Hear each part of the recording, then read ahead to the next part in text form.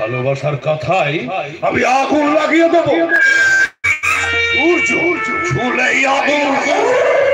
আর আমাকে অপমান করা এই অপমানের বদলা নিতে আমি এমন খেলা খেলবো, ওই গোলাপকে করবো আর আমি হব ম্যান অফ দ্য ম্যাচ। তুমি যদি ম্যান অফ দ্য ম্যাচ হও, আমি হব ম্যান অফ দ্য সিরিজ। তুলি আমার বউ। কোথায় ছিলিস তুই এতক্ষণ? সিনেমা দেখতে গেছি। কেমন দেখলি? বিশ্বমারি সুপারহিট সিনেমাটা দেখে আচ্ছা আমি ধন্যবাদ জানাই। কেন ধন্যবাদ দিচ্ছিস কেন? কারণ আগামী দিনে আমিও হিরোইন হতে চাই। কত হিরো আমার পেছনে ঘুরঘুর করবে। আচ্ছা আমি নাচবো। আচ্ছা তুই তাহলে হিরোইন হতে চাস?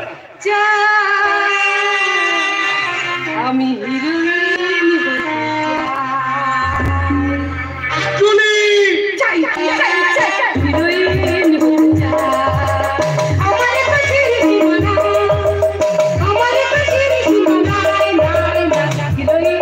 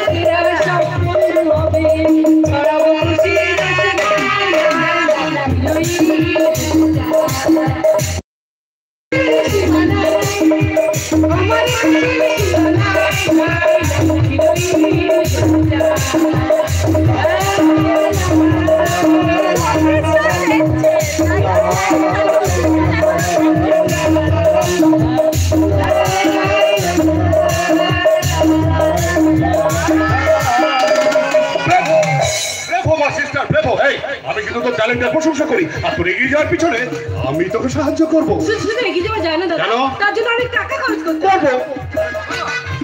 যত টাকা লাগে আমি খরচা করবো, কিন্তু হ্যাঁ এক নম্বরের হিরোইন তোকে হতেই হবে। এই দাদা আমার স্বপ্ন সত্যি হবে তো? হবে মানে হতেই হবে।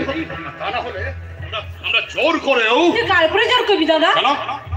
পুরাণে যদি ভাই ভাইকে বনবাসে পাঠিয়ে রাজত্ব করতে পারে, ইতিহাসে যদি বাবাকে কারারুদ্ধ করে ছেলে সায়েন্সা হতে পারে, তাহলে সমাজের উপর জোর খাটিয়ে আমরা নেতা হতে পারবো না কেন? কি ব্যাপার, আপনারা দাদা বোন মিলে কার উপর জোর খাটানোর চেষ্টা করছেন সূর্য বাবু? কেন এই সমাজের উপরে? এই সমাজের উপর জোর খাটাতে আপনার বিবেক বাধা দেবে না? না, আমাদের বিবেক বাধা দেবে না। আমরা আমাদের চাহিদা মতো জিনিস যদি না পাই, তাহলে জোর করে আদায় করে নেবো।